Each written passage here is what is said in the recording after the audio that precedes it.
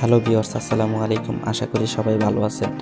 আমি আপনাদেরকে আজকে দেখাবো দিনাজপুর সুখসাগর এবং দিনাজপুর সুখসাগরের সকল বিস্তারিত জানাবো। প্রথমেই আমাদের চ্যানেলটি সাবস্ক্রাইব করবেন এবং পাশে থাকা বেল আইকনটি অল করে দিবেন এবং লাইক কমেন্ট শেয়ার করতে ভুলবেন না। ইতিহাসবিদদের মতে দিঘিটি খনন করতে তৎকালীন প্রায় 30,000 টাকা এবং 15 লক্ষ শ্রমিকের প্রয়োজন হয়েছিল। রাজা রমনাথের আমলে পলাশীর যুদ্ধের আগে 1750-1775 এই দিঘি খনন করা হয়। সুখসাগর দিঘিটি দিনাজপুর শহরের রাজবাড়ি থেকে মাত্র 100 মিটার দূরে। অবস্থান: দিনাজপুর শহর হতে উত্তর পূর্ব দিকে 2 কিলোমিটার দূরে রাজবাড়ি এলাকায় অবস্থিত। আয়তন: সুখসাগর 22.44 একর। আনন্দ সাগর কথিত আছে রাজা রমনাথ রানীকে নিয়ে সোনার নৌকায় রাজবাড়ি থেকে পানির পথে নৌবিহারে এই দিঘিতে আসতেন।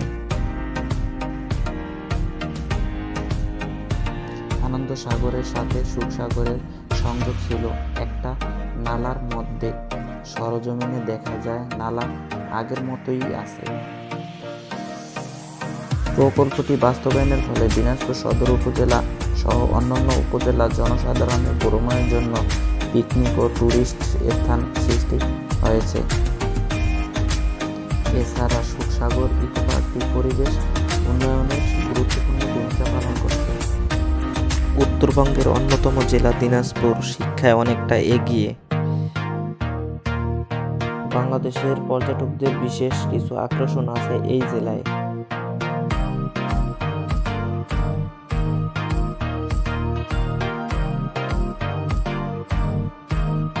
রাজার আমল থেকে 5টি ঐতিহ্যবাহী চলে আসা দিঘি, সেগুলো মূলত সাগর নামে পরিচিত। শহরের পাশেই এই দিঘিগুলো দেখতে অনেকেই আসেন। দিঘিগুলো যথাক্রমে রামসাগর, সুখসাগর, মাতাসাগর, আনন্দ সাগর, ঝুলন সাগর এই 5টি নামে পরিচিত এই দিঘিগুলো।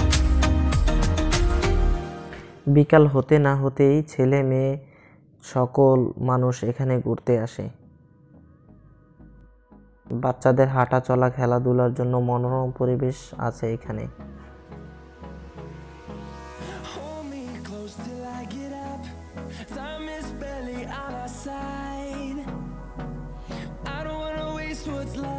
বিশালতার কারণে এই দিঘিগুলোর নাম সাগর নামে পরিচিত হয়ে গেছে।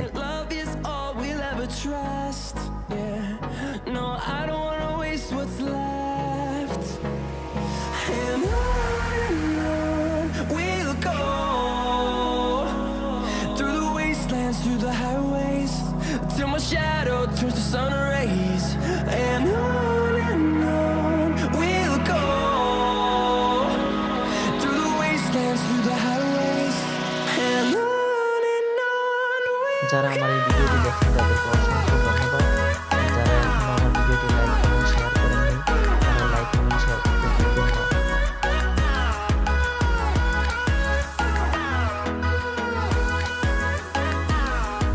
যারা এখনো আমার চ্যানেলটি সাবস্ক্রাইব করেননি তারা আমার চ্যানেলটিকে সাবস্ক্রাইব করবেন এবং পাশে থাকা বেল আইকনটি অন করে দিবেন।